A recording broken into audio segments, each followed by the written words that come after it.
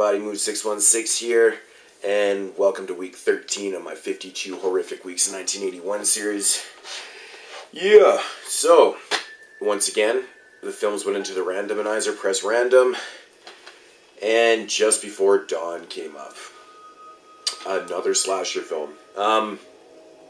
Yeah, so I was actually pretty stoked that this came up, because I haven't watched this film, it's been a bit since I've seen it, so... And I was actually really in the mood to watch a slasher film, to be honest, but... So anyways, yeah, Just Before Dawn.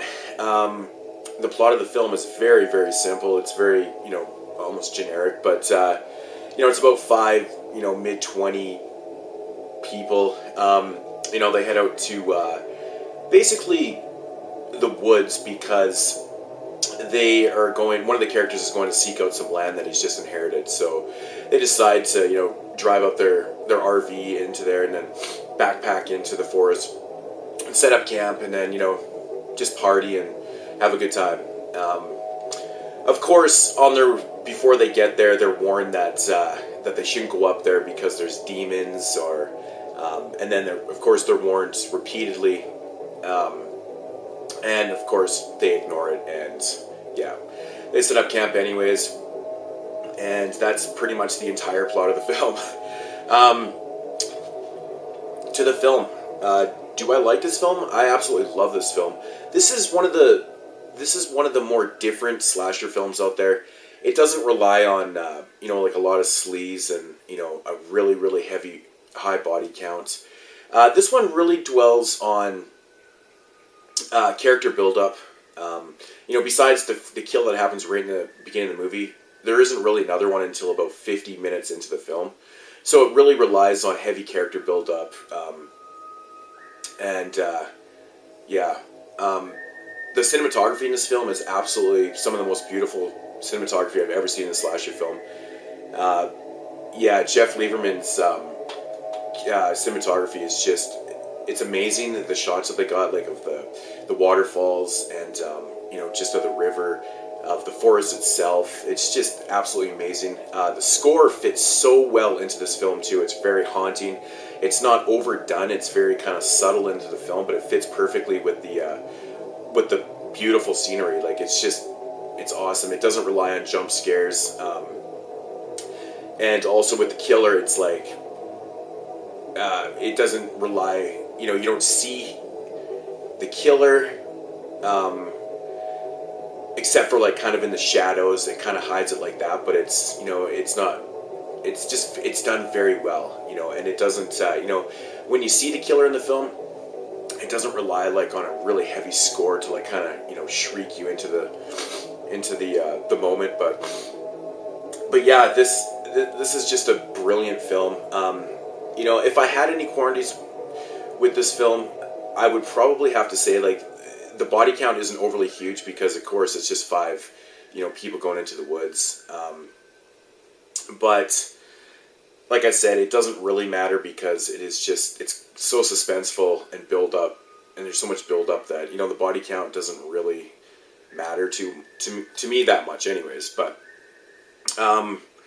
yeah, so, the first hour of the film is just basically a lot of character development, and most of all the action and stuff happens in the last half an hour.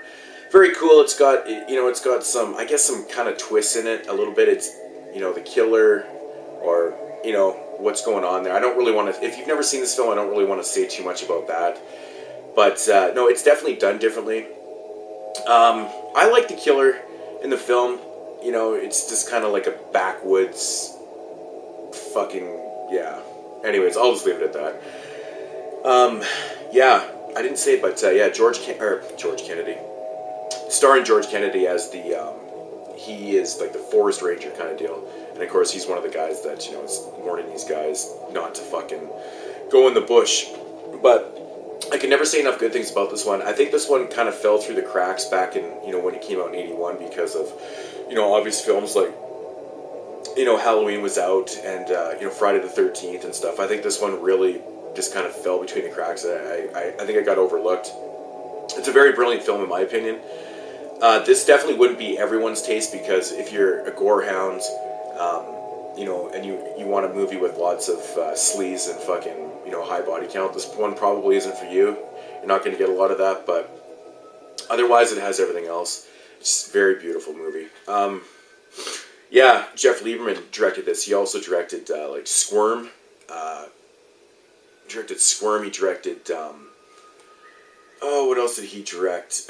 Blue Sunshine, and he also directed recently, well, more modern, Satan's Little Helper, which is a very cool modern day film.